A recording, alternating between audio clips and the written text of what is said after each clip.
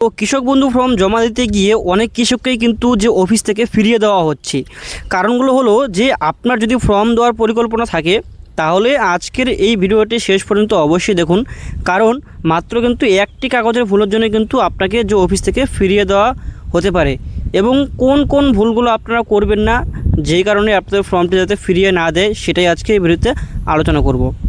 তো নমস্কার, আমার নাম হচ্ছে প্রণব দাস। তো আজকের ভিডিওতে আমরা জানাবো যে কৃষক বন্ধু ফর্ম জমা দেওয়ার সময় কোন কোন ডকুমেন্ট অবশ্যই সঙ্গে রাখতে হবে যখন আপনি জমা দিতে যাবেন এবং কি কি ভুলের কারণে কৃষি অফিস থেকে ফর্ম ফেরত দেওয়া হচ্ছে।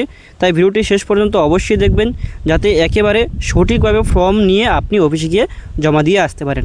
ঠিক আছে, তো প্রথমেই আপনারা দেখতে পাচ্ছেন এখানে কিন্তু যে এটা হচ্ছে কৃষক অফিসের একটা ভিডিও সেটা, এবং এই যে এতগুলো লোক দেখতে পাচ্ছেন এই এতগুলো লোকের মধ্যে কিন্তু অনেককেই আমি দেখছি লাইন থেকে একদম এই যে লাইনের মধ্যে থেকে একদম যাচ্ছে এবং সেখান থেকে কিন্তু ঘুরিয়ে দেওয়া হচ্ছে।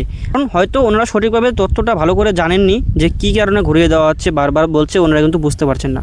ঠিক আছে, আপনাদের ফর্মের সঙ্গে যে ডকুমেন্টগুলো অবশ্যই রাখা উচিত সেগুলো হলো অ্যানেক্সা 1 ফর্ম সঠিকভাবে পূরণ করা, অর্থাৎ ফিল্ড ভেরিফিকেশনের যে ফর্মটি রয়েছে সেটি একদম সম্পূর্ণ সঠিকভাবে ফিল আপ করবেন।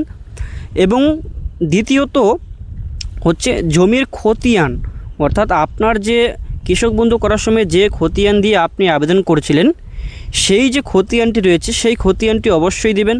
এবং তার সঙ্গে এখানে আপনারা দেখতে পাচ্ছেন একটা পোস্টার, সেখান থেকে আমি এটা এনেছি, বাংলার ভূমি থেকে জমির সর্বশেষ রেকর্ড বা সার্চ কপি, এটা কিন্তু এটার জন্যই কিন্তু অনেককে ঘুরিয়ে দেওয়া হচ্ছে। ঠিক আছে, এবং আধার কার্ডের সঙ্গে ফটোকপি, অর্থাৎ আপনার যে আধার কার্ড জেরক্স সেটাও কিন্তু দিতে হবে। এবং তার পরবর্তীতে হচ্ছে আর ভোটার কার্ডের জেরক্স এবং হচ্ছে আধারের সঙ্গে আপনার যে মোবাইল নাম্বারটি লিঙ্ক রয়েছে সেই মোবাইল নাম্বারটি কিন্তু দিতে হবে, অন্যটা কিন্তু দিবেন না। এবং সর্বশেষ হচ্ছে যে আপনার আধারের সঙ্গে লিঙ্ক থাকা ব্যাঙ্ক অ্যাকাউন্ট, অর্থাৎ আপনার যে অ্যাকাউন্টের সঙ্গে আধার লিঙ্ক করা রয়েছে সেই অ্যাকাউন্টটাই কিন্তু এখানে দিবেন। ঠিক আছে, এবং অবশ্যই আপনারা কিন্তু কৃষক বন্ধু আইডিটা কিন্তু অবশ্যই দিবেন। আপনারা যে কৃষক বন্ধু যে ফর্ম ফিল আপ করছেন সেখানে কিন্তু কৃষক বন্ধু আইডিটা অবশ্যই দিবেন, না হলে কিন্তু আপনাদের এই ফর্মটি এখান থেকে ঘুরিয়ে দেওয়া হবে। তো দেখুন, যে সমস্ত কৃষক এই সমস্ত তথ্য ডকুমেন্ট সঠিকভাবে নিয়ে যাচ্ছেন তাদের ফর্মটাই কিন্তু সেখানে গ্রহণ করা হচ্ছে।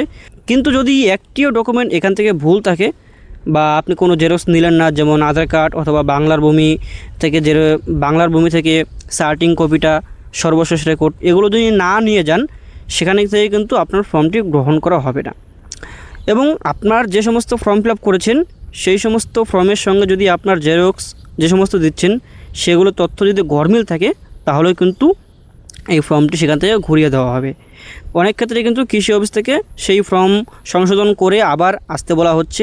তাই আপনারা যাতে এই ভুলগুলো না করেন তার জন্যই কিন্তু আজকের আমার এই ভিডিও। এবং আপনারা কৃষি অফিসে যাওয়ার আগে একবার অবশ্যই সব কাগজপত্র ভালোভাবে মিলিয়ে নেবেন, যাতে বিশেষ করে আধারের সঙ্গে মোবাইল নাম্বার ও ব্যাঙ্ক অ্যাকাউন্ট লিঙ্ক আছে কি না সেটি নিশ্চিত করুন। এতে অযথা ভিড়ের মধ্যে গিয়ে ফিরে আসতে হবে না আপনাদেরকে। ঠিক আছে, তো একটি বিষয় পরিষ্কার করে বলি যে বিভিন্ন এলাকায় কিন্তু নথি যাচাইয়ের পদ্ধতি কিছুটা ভিন্নও হতে পারে। তাই আপনারা স্থানীয় কৃষি অফিস থেকে প্রয়োজনীয় নথি কাগজপত্র সম্পর্কে একবার নিশ্চিত হয়ে নেওয়াই সবচেয়ে ভালো হয়। আশা করছি আজকের এই তথ্যটি আপনাদেরকে কাজে লাগবে।